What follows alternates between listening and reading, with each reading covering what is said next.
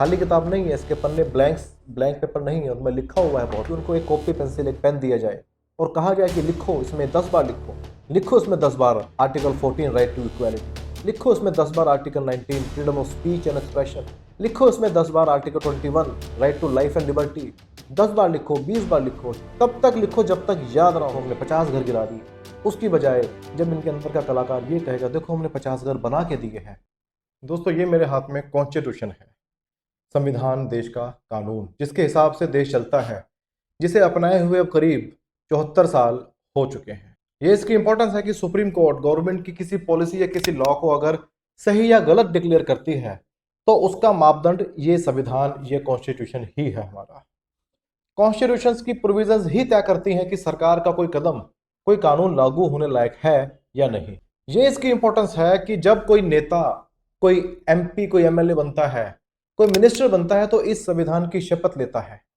शपथ लेता है कि संविधान के तहत ही मेरा सब काम होगा। जो हमारे ब्यूरोक्रेट्स हैं, आईएएस आईपीएस जो बनते हैं, वो अपनी तैयारी में इस कॉन्स्टिट्यूशन का खूब रट्टा लगाते हैं, घोल के पी जाते हैं, क्योंकि इसी के तहत तो सब काम करने हैं।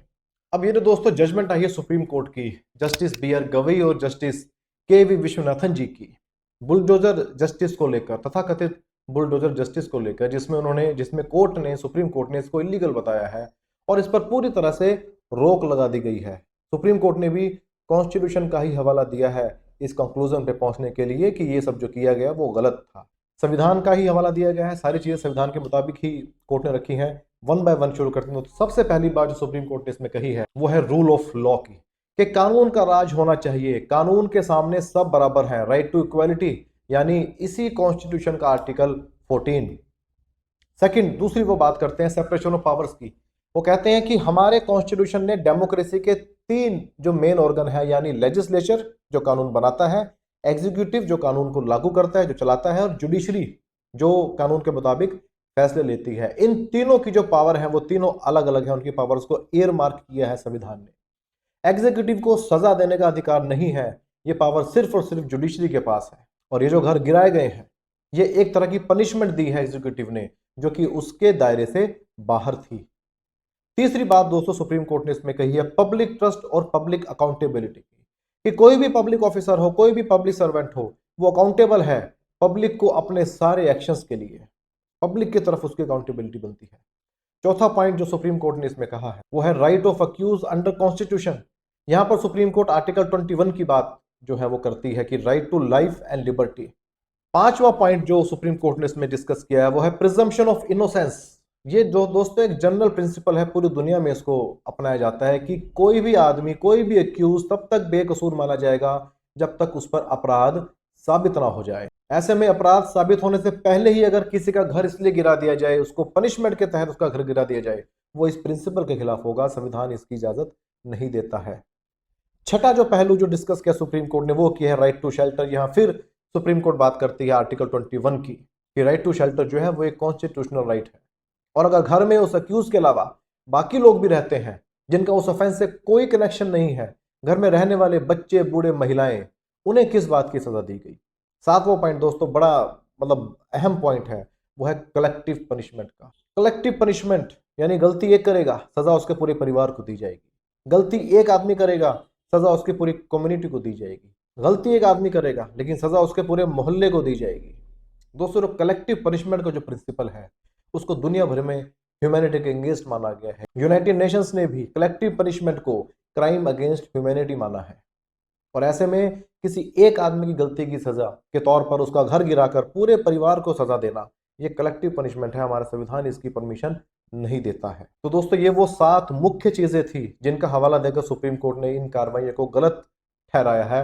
अब हम बात करते हैं, दोबारा उसी बात पर आते हैं कि क्या जिन अधिकारियों के ऑर्डर्स के तहत यह घर गिराए गए या जिन नेताओं के कहने पर ऐसा किया गया होगा, क्या उन नेताओं को, उन अधिकारियों को, उन ब्यूरोक्रेट्स को क्या नहीं पता था कि ये जो काम किया जा रहा है ये संविधान के खिलाफ है?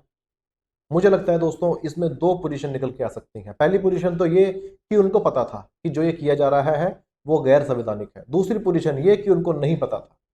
पहली पोजीशन पे डिस्कस कर लेते हैं पहले, कि अगर पता हो किसी को कि ये काम गलत है फिर भी किया जाए तो फिर क्या होना चाहिए।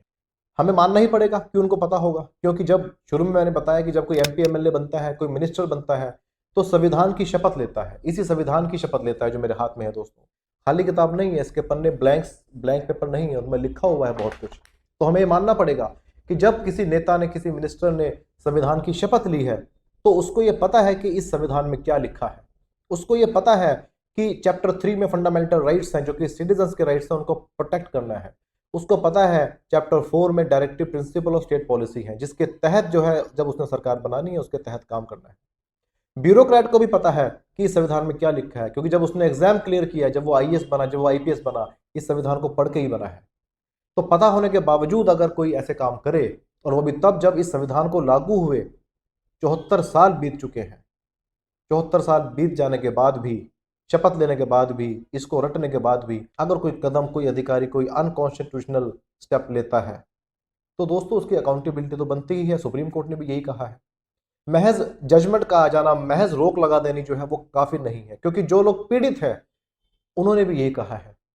उनका कहना है कि उनको इस जजमेंट से कोई फर्क नहीं पड़ा, उनका घर तो गिर ही चुका है, और घर गिरने के बाद अब उनकी ऐसी हैसियत नहीं है कि वो घर दोबारा बना सके। डेली वेजर है, कोई टेम्पो चलाता है और वो मजबूर है टेंट के नीचे अपने पूरे परिवार के साथ रहने में। तो ये जजमेंट के आने के बाद उनको कोई फर्क नहीं पड़ा।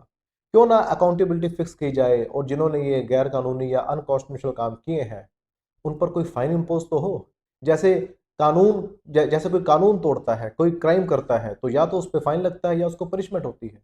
तो यहाँ भी तो कोई अकाउंटेबिलिटी फिक्स हो, कुछ तो ऐसी अकाउंटेबिलिटी फिक्स हो कि जिन लोगों ने ये ऑर्डर्स दिए घर गिराने के, जिसको सुप्रीम कोर्ट ने अनकॉन्स्टिट्यूशनल कहा है, वो ये काम दोबारा ना करें, और बाकी लोग भी जो उन पोजीशन पे बैठे हैं वो भी ना ऐसा काम दोबारा करें। कोई डेट्रीमेंटल इफेक्ट तो हो, नहीं तो कोई रास्ता दूसरा भी निकाल लिया जाएगा। बुलडोजर रोका है, कुछ और, कोई और गाड़ी चलाई जा सकती है।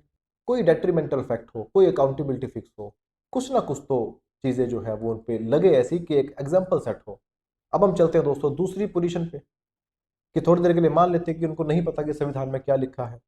वैसे तो कानून ये कहता है कि ignorance of law is no excuse, लेकिन थोड़ी देर के लिए उनको ये बेनिफिट ऑफ डाउट हम दे देते हैं कि चलो मान लेते हैं कि हमारे नेताओं को नहीं पता कि संविधान में क्या लिखा है। उनको नहीं पता, जब उन्होंने शपथ ली उनको इस बात का अंदाजा भी था कि इसके अंदर के पन्ने भरे हुए, कुछ लिखा हुआ है, ये ब्लैंक कॉपी नहीं है। तो ऐसे मुझे लगता है कि ये भी काम किया जा सकता है कि उनको एक कॉपी पेंसिल, एक पेन दिया जाए और कहा जाए कि लिखो, इसमें 10 बार लिखो, लिखो इसमें 10 बार आर्टिकल 14 राइट टू इक्वालिटी, लिखो इसमें 10 बार article 19 freedom of speech and expression, लिखो इसमें 10 बार article 21 right to life and liberty.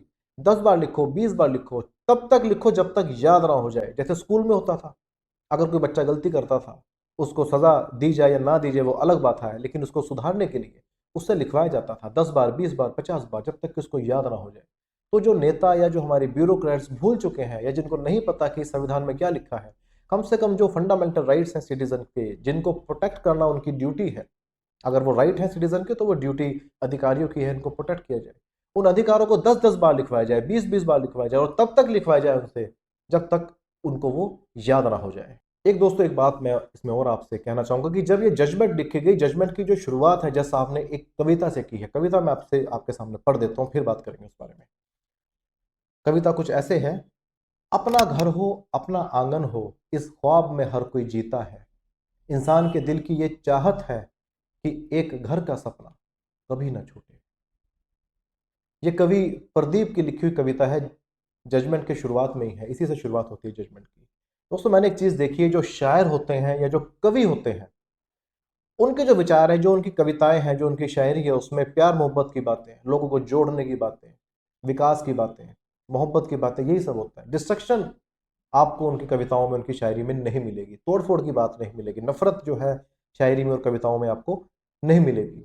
तो क्यों ना इन अधिकारियों को, हमारे इन नेताओं को, क्यों ना इनको कवि सम्मेलनों में भेजा जाए, क्यों ना इनको मुशायरों में भेजा जाए, क्यों ना इनको एक टास्क दिया जाए कि आपने एक हफ्ते में एक शायरी, एक कविता तो लिखनी ही लिखनी है। क्यों ना इनके अंदर के कलाकार को जगाया जाए, थोड़ा सा कलाकार इनको बनाया जाए, ताकि जो डिस्ट्रक्शन में, जिसको ये अपना एक तरह से नाज के रूप में दिखाते हैं कि देखो हमने 50 घर गिरा दिए, उसकी बजाय जब इनके अंदर का कलाकार ये कहेगा देखो हमने 50 घर बना के दिए हैं, तो वो अच्छा रहेगा मुझे लगता है।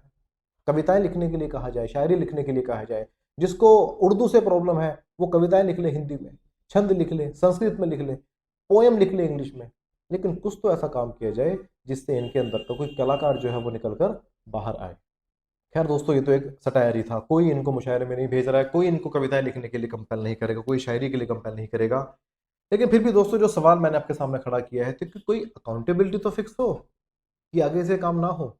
बस इतनी ही थी आज की बातचीत।